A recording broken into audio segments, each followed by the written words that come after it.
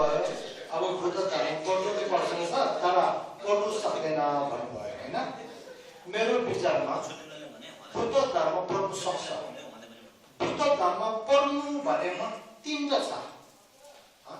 जति सक्यो पढ्नु भन्ने एउटा है, अनि गम्भीर पढ्नु भन्ने एउटा, धेरै नै गम्भीर पढ्नु भन्ने तीनवटा छ।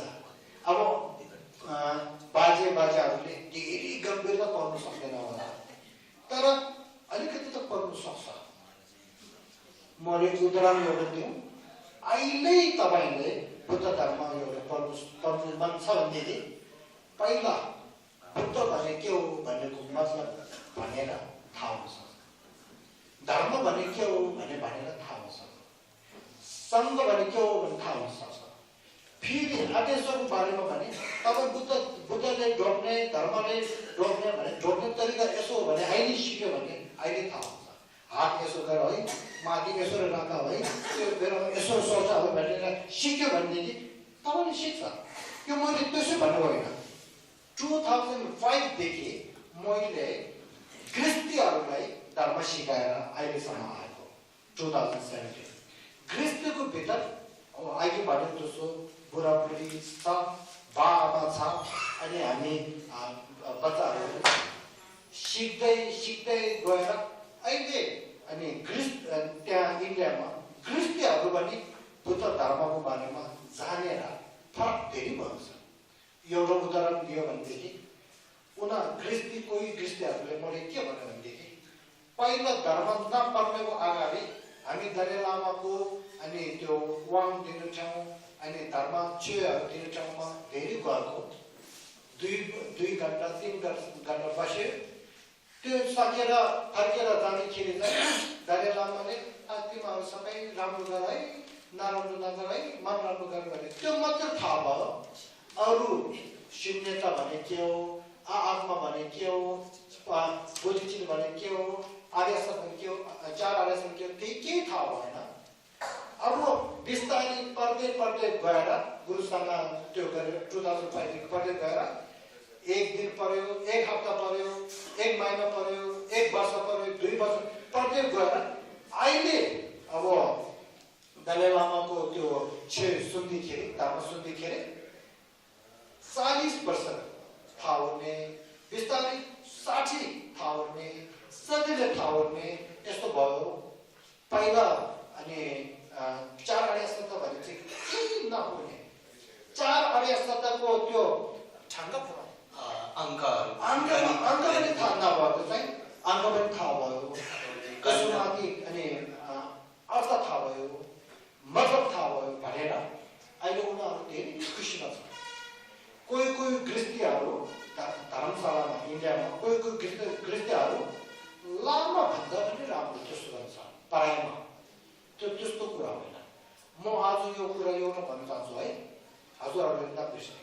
अस्ति म कालाचाराको लागि अनि बोधगया गएको, त्यो बेलामा बोधगयामा कालाचारा सबै सकेर 19 तारिकमा 21 तारिकमा म नेपालमा आउने हो। 19 तारिकमा बिहान अनि एउटा मेरो चेला एउटा आमा एउटा थियो, धेरै पढेको छ, मेरो सामना 4 महिना मात्र पढेको।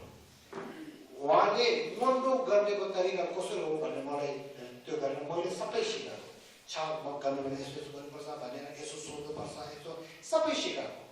त्यो सिकाएर उहाँले मलाई वादा के गर्यो भनेदेखि म दर्जीदेन गएर 1 लाख अनि छाप गर्छु भनेर वादा गरेको दोस्रो उहाँ गएर फेरि म भेट्नु आउने बेलामा 19 तारिकको बिहान हो, उहाँ खुसी लागेर मेरो कहाँ आएर 3 चोटि ढोकेर मलाई के भन्यो, गेला भने गुरु थुची छे भन्यो।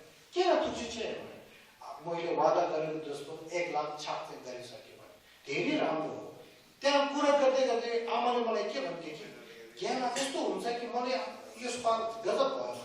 के गजब भयो भने उहाँले के भने म त्यहाँ छाप ध्वजीदेनको भित्र छाप धेरै गरेको, त्यो बेलामा लामाहरू छाप गर्ने धेरै रहेछ, तर कोहीहरू छाप गर्ने बेलामा हात कसरी गर्नुपर्छ थाहै छैन रहेछ लामाहरूको। कोहीहरूले कसरी सोच्नुपर्छ थाहै छैन रहेछ।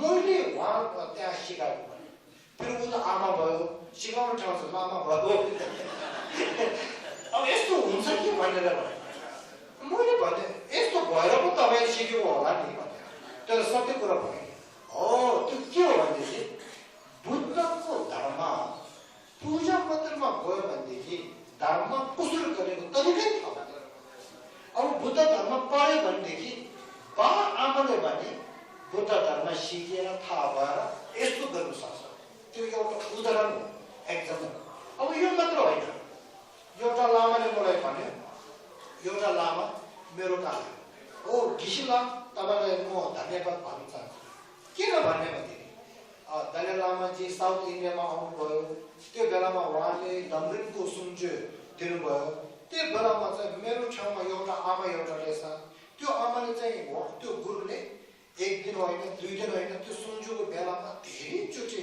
अनि धेरै धेरैचोटि अनुसन्धान गरेको त्यो आमाले त्यो सुन्जुमा आउनु बेलामा आउनु तरिका राम्रो ढोक्नु तरिका राम्रो बस्ने तरिका राम्रो सुन्ने तरिका राम्रो त्यहाँ गुरुले भन्नु सबै लेखेर यस्तो ध्यान दिएर गजब लाग्यो लास्टमा चाहिँ अब भोलि चाहिँ त्यो धर्मदर्शी सिक्ने बेलामा सोच्यो अरे आमा तपाईँको नाम के हो कहाँबाट आएको तिम्रो गुरु के हो भनेर सोच्यो अरे अनि उहाँले सिद्ध भनेर म धर्मशालाबाट आएको मेरो गुरु घिसिला सन्दावा हो उहाँले हामी क्रिस्तीहरूलाई धर्म सिकायो त्यो बेलामा चाहिँ गुरुले धर्मदर्शनमा गर्नु बेलामा कसरी जानुपर्छ कसरी ढोग्नुपर्छ कसरी सुन्नुपर्छ कसरी त्यो गर्नुपर्छ सबै सिकायो त्यो मैले गरेको हो भनेर छ त्यसो कारणले त्यो गुरु घिसे चाहिँ धेरै पसन्द भएर अब तपाईँले क्रिस्तीलाई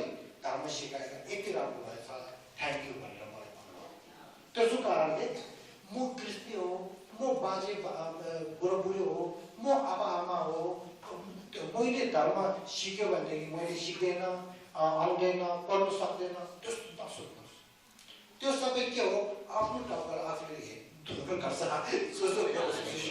आफ्नो ठाउँबाट आफूले हारेको ओहो मैले गरेँ भनेदेखि 100 थाहा नभएर भने 100% देखि 100% थाहा नभएर भने मैले गरेँ भनेदेखि 10 सरल त मैले थाहा हुन्छ होला 20 सरल पनि मैले थाहा हुन्छ होला 30 सरल थाहा हुन्छ भनेर धेरै डेभलप छु आत्मबलले मनको बलले अनि त्यो गर्नुपर्छ त्यो गर्यो भनेदेखि फाइदा हुन्छ त्यो चाहिँ यो म भन्छु अरू चाहिँ छ हजुर